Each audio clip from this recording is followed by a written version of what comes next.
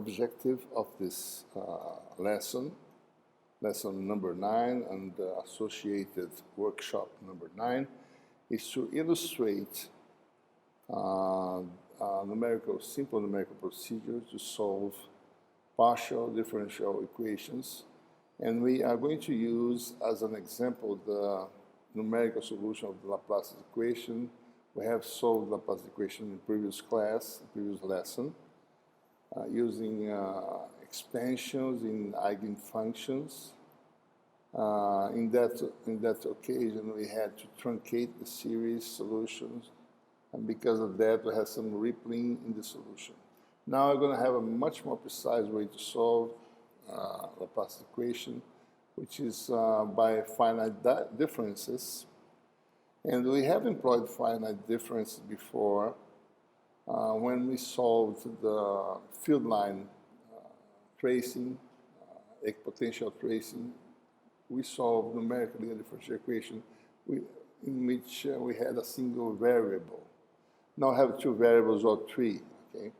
So in fact, what we want to do, we want to deal with this equation, which you are familiar with already, which is Laplace equation, from which we can determine all the properties of a system. If Laplace equation governs an electrical system, we can get the electric field and another important parameter of the problem. So let's start in the simple case in which we want to solve Laplace equation in a two-dimensional closed region like this, in which you have boundaries in which the unknown function is specified.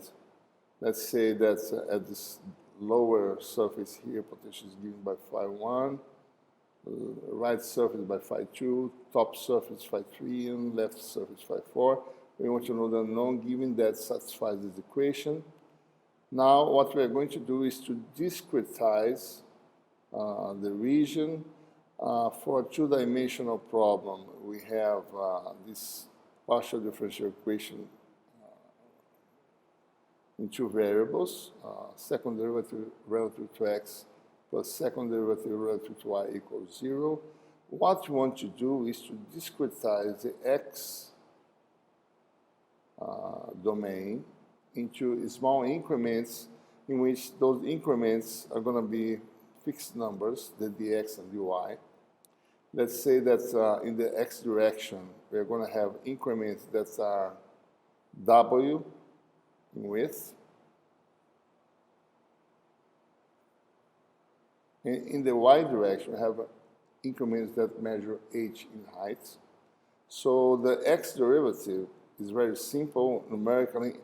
Around the point x, y, it's just a matter of incrementing a little bit the x by half of the increments and decreasing x by half of the increment and making the difference of those two values divided by w. When you make the second derivative, you do the same. And if you work out the equation, you're going to see that the second derivative is going to have this formula, these simple relationships. Sum of phi around x plus w or x in x minus w minus 2 times the function at the point xy divided by the square of w. If you do the same procedure for the y derivative, you're going to have something like this, very similar. The only difference is that y is being incremented and decremented here. And then we sum those two terms to get the Laplace equation. So we have something like this, equation 6, okay? So that's what we get, this equation here. The sum of these terms equals 0. And we can discretize the region in such a way that w is equal to h. If this is the case, we simply cancel this, let me just do my tools here. So if those are equals, because this equals 0, so this term is going to cancel, so it's not going to be dependent on the width and height. And we have a very simple result in 2 dimensions, right? The potential at point xy is the average of the potentials in the neighbors. Okay, arithmetic average, simple average. So using this, we have a very simple procedure to implement. What we do is to break the x and y directions into m and n elements. If we have a rectangular region with different dimensions in x and y, so we have m is going to be different than n, but we have a square region, we have equal elements in each side. Okay? So what you get is something like this. I mean, you just break your two-dimensional region into a grid like this, m by n elements. You enumerate points of the grid from I equals 0 to m, j equals 0 to n. And in fact, we can calculate, using that prescription, the potential in each point of the grid. And notice that in those points of the grid, the potential is known, is going to begin by this value. We can, for instance, say that for I equals 0, j equals n, until I equals m, j equals n, the potential is maintained at phi 3.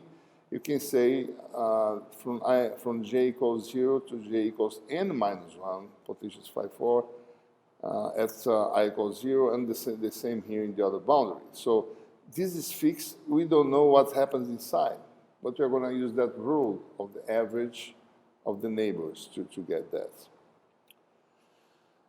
So what we do is to make an iteration procedure in which we start with 0 values inside of this grid, inside of this region. We have no values in the boundary. So you start a procedure in which this is always going to be 0 as an initial condition, So potential here, I mean, when you start the iteration, the potential here is going to be the average between these values here. This one known, this one known, this one, the first value is 0, and this one is 0. So you update the potential here. Then you go to the next point, make the same rule. Potential here is the sum of this recently calculated value plus this one known, plus 0, plus 0. In this way, you just scan the whole region until you go to the last point of the grid. Then you go back here. You already have the value here. 0, 0. This is known. And you do the same. So you update all the points inside. And you keep repeating this procedure. When you finish to the last point of the grid, you go back to the first one. And you start again doing the averaging. Okay? So you do the averaging until you get to a point where the values don't change anymore. And you can establish a criterion in which you can calculate the largest difference between the new value and the previous value, the absolute value of the difference. And you can establish that difference is no larger than a certain parameter that you can define in your algorithm. Okay? So that's the procedure that we want to implement in MathCAD. And one implements a structured block program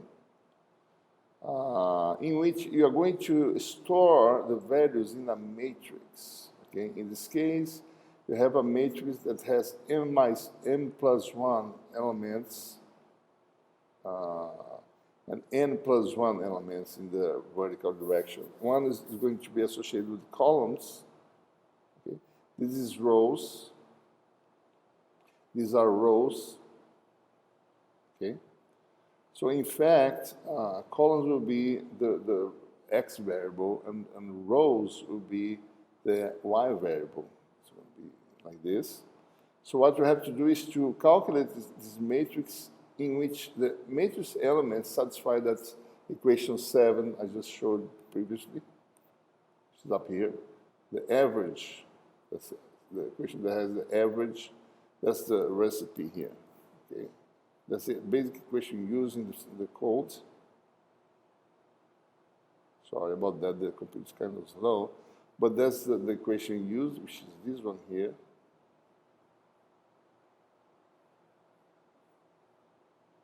that equation, right?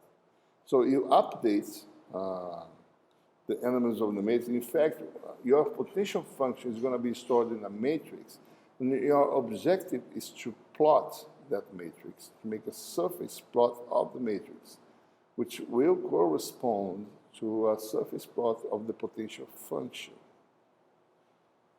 Okay?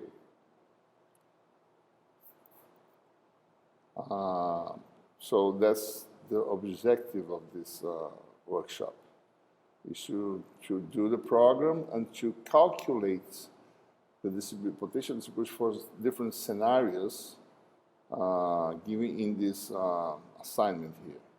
Okay? Extremely slow, I don't know why, but let's try to. So here are the instructions that you're going to follow, okay? And then you're going to do some examples of calculating the potential for different scenarios for two-dimensional problems. Okay, these are some 5 examples to run. And finally, the last question that is in this assignment is to solve this problem here. Okay, potential is held at in one boundary.